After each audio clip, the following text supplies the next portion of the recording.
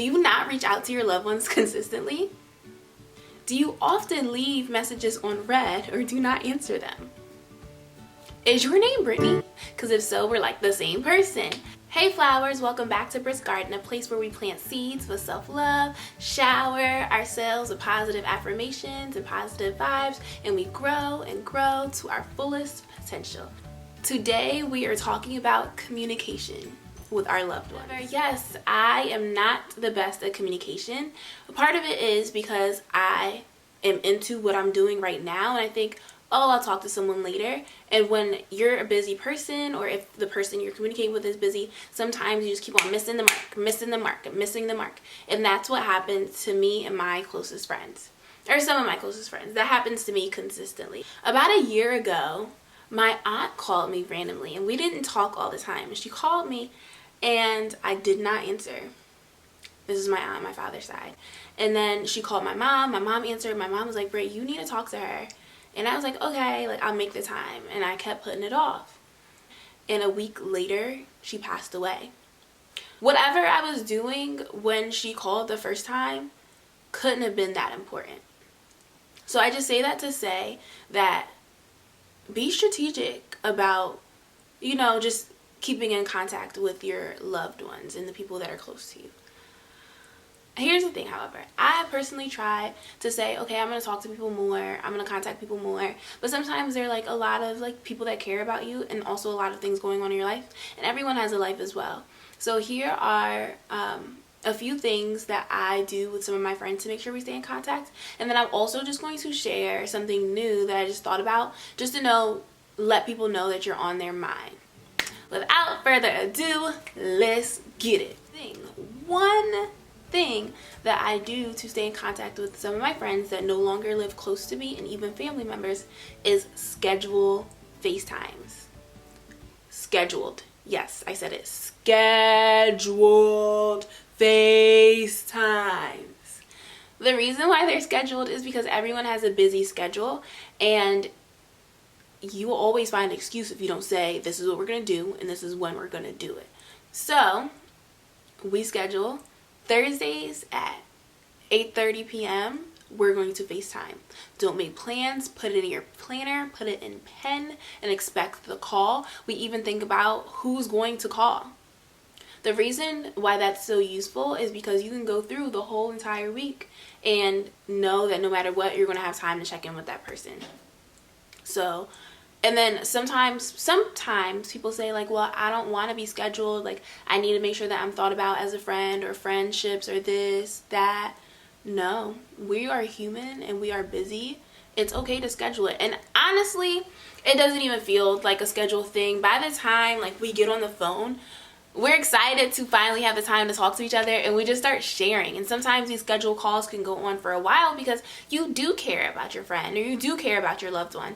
It's just this creating the time and space. And people often say like you make time and space for the things that are important to you, and I feel like scheduling FaceTimes or phone calls are definitely one way to make sure that you're staying in contact with people. Another thing that I try to do is when someone's on my mind, I send them a text.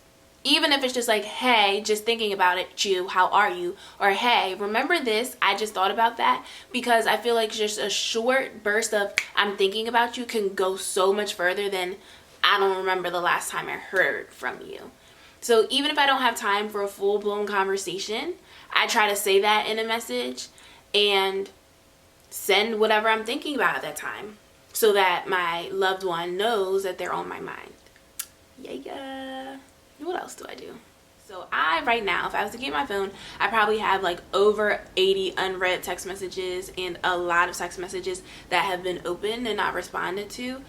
And sometimes I realize that that doesn't feel good in the rare case that I've been left on read, which is really rare. I think I do surround myself with people who are communicative.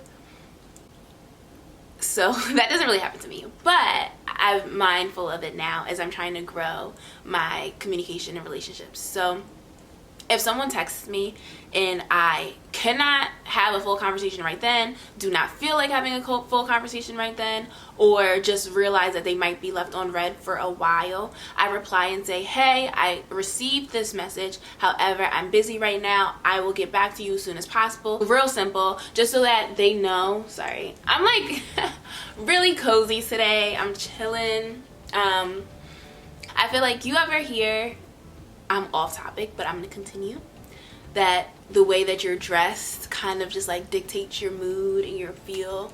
I'm real cozy right now. I'm in like this cozy sweatshirt from Loft and this cozy, they're like dressy sweatpants. Like they're like sweatpants, like trousers, but like it's like elastic or whatever. I got them from Express. So I'm just feeling really cozy, and so I feel like I'm way more relaxed. But you know, sometimes we just gotta be lax. What was I saying? Where I hear you, you know, just some type of response, because I'm trying to grow from my non-responses. I struggle with responding to everyone, and I also feel like this is on the other end of the spectrum. You don't have to respond to everyone. You should feel comfortable saying no or not right now. And if the person is a true friend, then they should be able to appreciate that and respect it for what it is. They should know that your love is your love and you're there for them. However, you might not have the capacity. So you should feel comfortable saying no or I'm unavailable and not feeling guilty about it. However, it is also a good practice to, you know, have good communication strategies and skills. So that's what I'm talking about here. So yes, sometimes you're just busy and you can't. Don't feel guilty about that.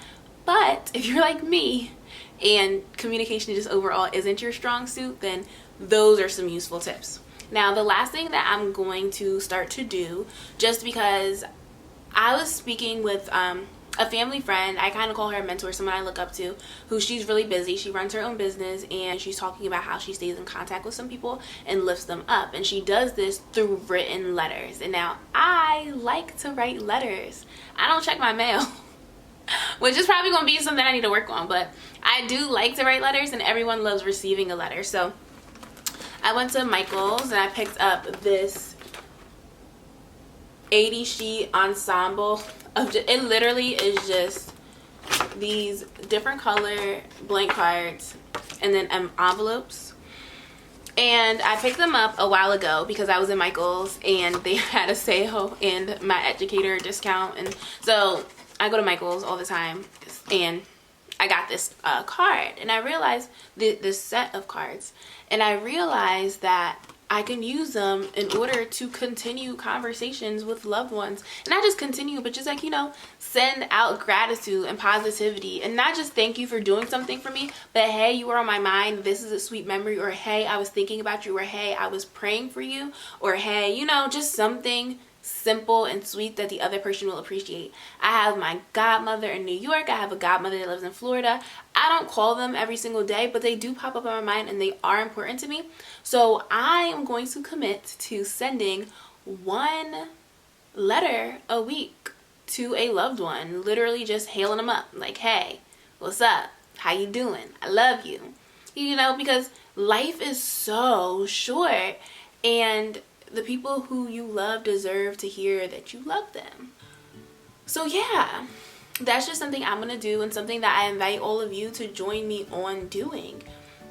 The box of cards are like $9, and if you have an educator discount, probably a little cheaper. And if you don't, hit me up, I'll send you my discount and get you something from Michael, some cards, and then send them out. One note a week is not going to cost that much.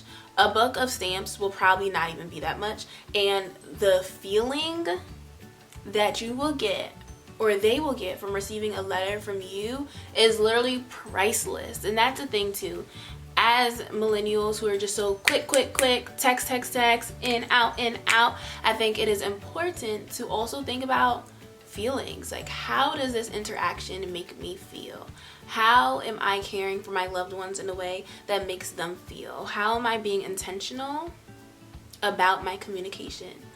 As always, feel free to like, subscribe, and comment below any thoughts or feedback. Is there a way that you communicate with your family members or communicate with your friends or your loved ones that are not close to you all the time that you would like to share? I'm always looking for more ways to grow, and as always, I am here for all the growth because we always have room to grow.